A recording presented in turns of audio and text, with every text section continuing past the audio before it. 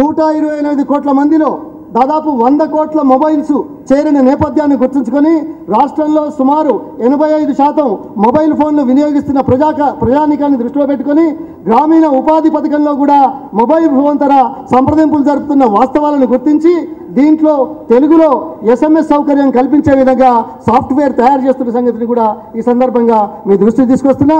అదే రకంగా మిగతా విషయాలలో కూడా చొరవ చూపి అనేక రంగాలలో కూడా ఈ కార్యక్రమం చేస్తా ఉన్నాం. ఇవాళ కొంత సమయం తక్కువ ఉన్న నేపథ్యంలో ముఖ్యమంత్రి గారే ఎక్కువ సమయం తీసుకుంటే బాగుంటుంది. వారి చేతుల మీదుగా ఈ మీ సేవా కార్యక్రమంలో భాగంగా విశిష్ట సేవలు అందించిన అధికారులకు, అసిస్టెంట్లకు, అదేవిధంగా పౌరులకు మరి అవార్డులు ఇచ్చే కార్యక్రమం కూడా వారి చేతుల మీద కొంతమందికి ఇవ్వడం జరుగుతుంది.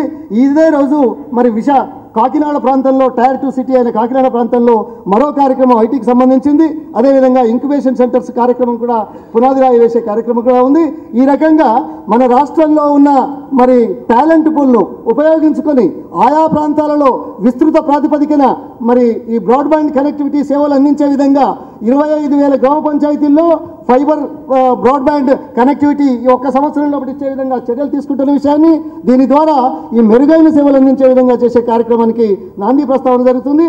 అదేవిధంగా ఈ రాష్ట్రం సౌత్ కొరియా తర్వాత ఆంధ్రప్రదేశ్ రాష్ట్రము, బాంబే నగరం, తర్వాత న్యూఢిల్లీ నగరం, ఈ 3 ప్రాంతాలలో 4G సేవలు విస్తరించే విధంగా సుమారు 3,000 కోట్ల రూపాయలతోటి పథకం ప్రారంభమైంది. ఇది ఒక సంవత్సరంలోగా పూర్తి చేయాలనే సంకల్పంతో రాష్ట్ర ప్రభుత్వం ప్రయత్నం చేస్తూ ఉన్నది. వీటన్నిటి ద్వారా మీ సేవల ద్వారా ఆరోగ్య పరిస్థితిలో కానీ, వ్యవసాయానికి సంబంధించిన విషయంలో కానీ, మరే ఇతర విషయాలలో కానీ ఇది ఇంటిగ్రేట్ చేసే కార్యక్రమాలకు పునాది వేస్తున్నాం.